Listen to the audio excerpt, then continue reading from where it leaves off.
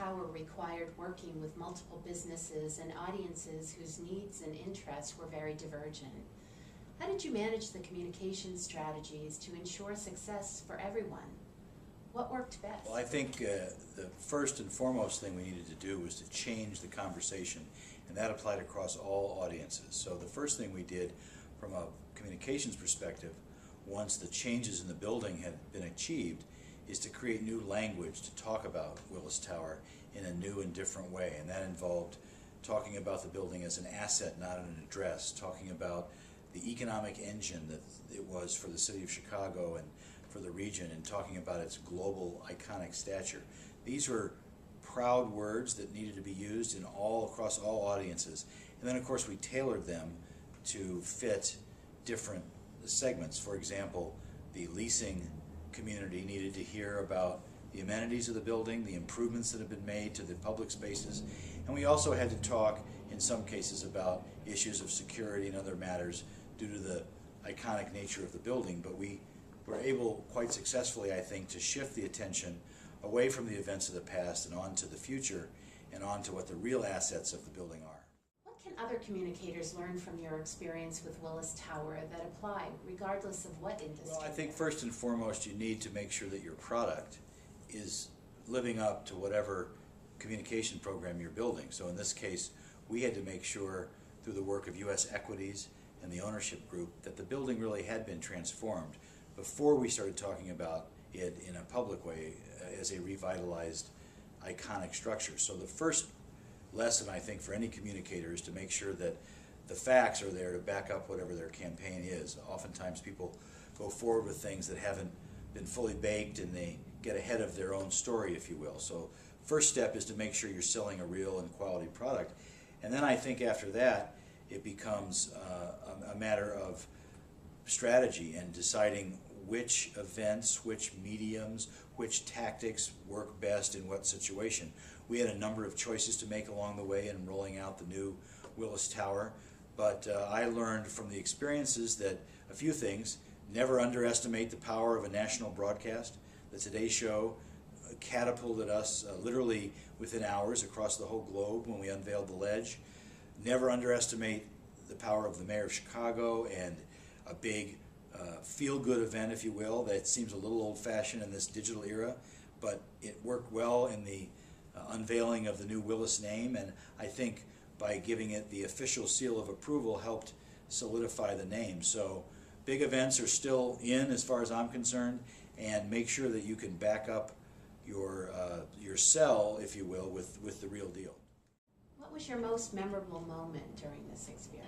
I think it has to be the day that the ledge was unveiled to the media, and it was a cloudy, drizzly day, and we had the live shot with the Today Show, and then we had our big media rollout, and we all realized that something a little bit was missing from the scene because we had expected better views, frankly. And one of my colleagues at Fleishman-Hillard went down to the line and pulled up some real people, if you will, that we had previously not planned to have, and we ended up with some wonderful families that were able to experience the ledge for the first time.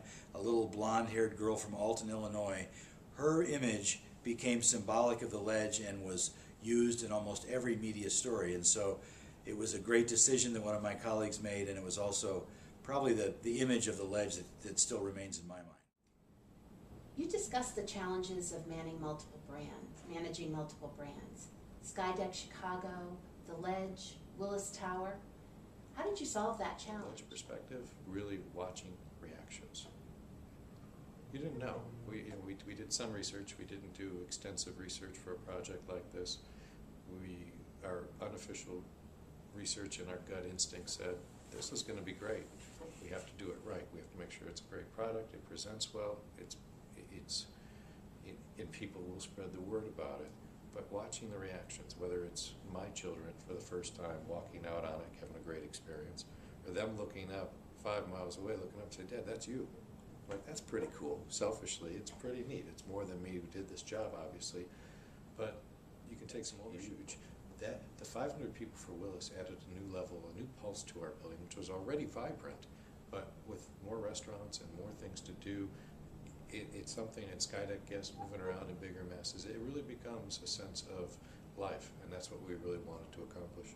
And what was your most memorable moment about this whole process? The most memorable moment for me was probably the day we opened it, and opened the Skydeck, and it was the media day, and we had worked for this for a couple of years. We kept the project under wraps for a year. From an engineering perspective, we kept it under wraps from a construction standpoint for 6 months, and it was time to open it up officially, the first eyes of things I've seen now for a while. And it was a completely clouded in day, and it was foggy, and you're like, okay, we have to stretch this up. But when it did open up, it was almost like Moses parted the sea, and everybody had a chance to see what was down there, and it created an incredible shot. And watching the reactions of people, and it wasn't just like anything you might get when you do a museum opening or maybe a Broadway show. This is something that's like jaws dropped, and that's what we wanted to accomplish. We didn't want something to be, oh, ho-hum, it doesn't look authentic, or it's not it's a forced manufactured experience. The experience itself is what people take out of it. It's like, it could be that group of seniors that really feel like 5-year-olds. It could be the kid at 3 years old who has no idea what he's walking on until he looks down and then locks up and freezes. It could be the person afraid of heights who goes out there. It could be a date. It could be weddings. We've done 10 weddings now up there. 19 proposals, 5 military enlistments, 2,000, I think it was around almost 2,000 people climbed to the top for a stair climb. That was their finish line. There have been many, but I think the key thing is it all comes down to reactions, positive reactions, and feeling good that you made a difference in somebody's life, and you can add an experience a lot of times in their backyard. Well, I would encourage everyone to go up there because it is an experience that everybody should have. Thank you very much. So thank you very much for sharing that with My us. pleasure.